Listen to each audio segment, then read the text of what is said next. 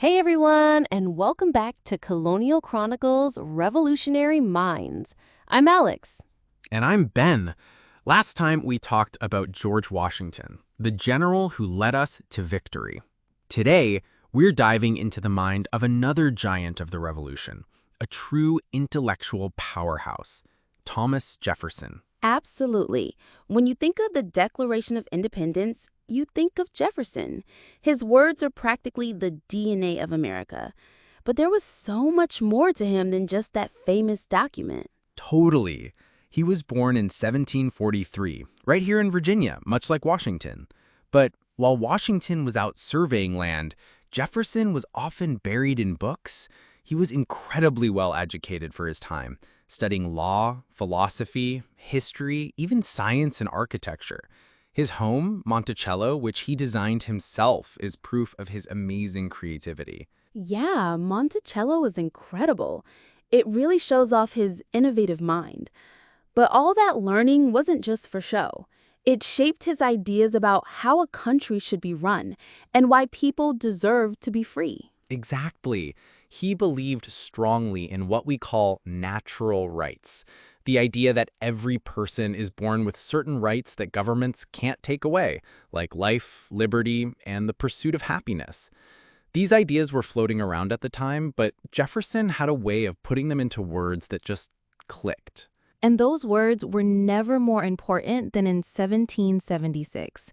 The Continental Congress was ready to declare independence from Britain, but they needed a powerful statement, a clear argument for why they were doing it. And the Continental Congress turned to Jefferson. Can you imagine the pressure? Writing the document that would explain to the world why you're breaking away from the most powerful empire on Earth? He was only 36 years old, too.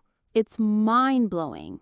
He sat down, and over just a few weeks, he drafted what became the Declaration of Independence.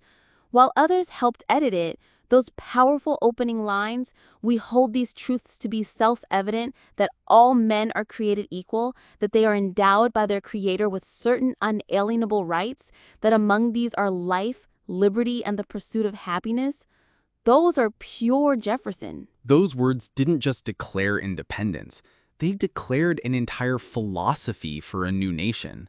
They've inspired movements for freedom and equality around the world for centuries.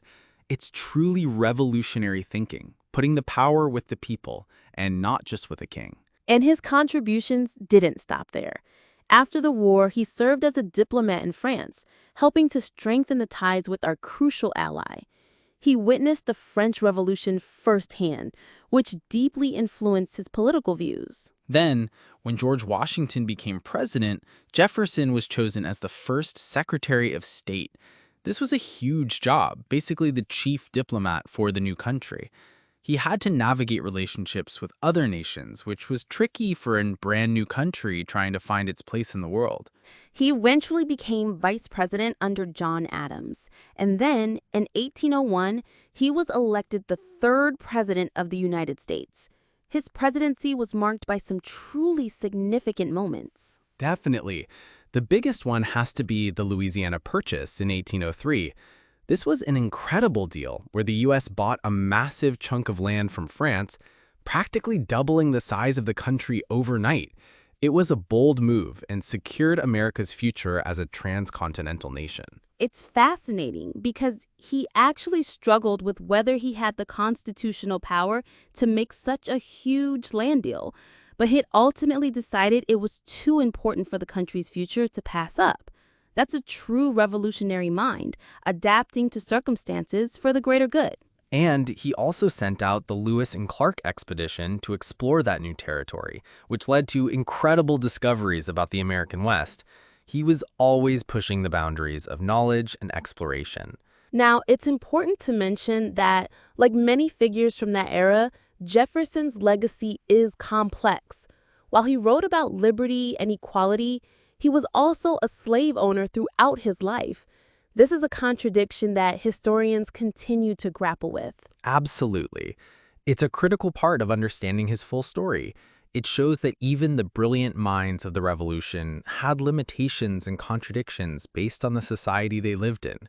It's a reminder that America's journey toward true equality was and still is a long one. But despite that incredibly difficult aspect, his words in the Declaration of Independence set a standard for human rights that continues to challenge and inspire us. He absolutely did. From the eloquent pen that declared independence to the president who expanded the nation, Thomas Jefferson's ideas and actions profoundly shaped the United States we know today.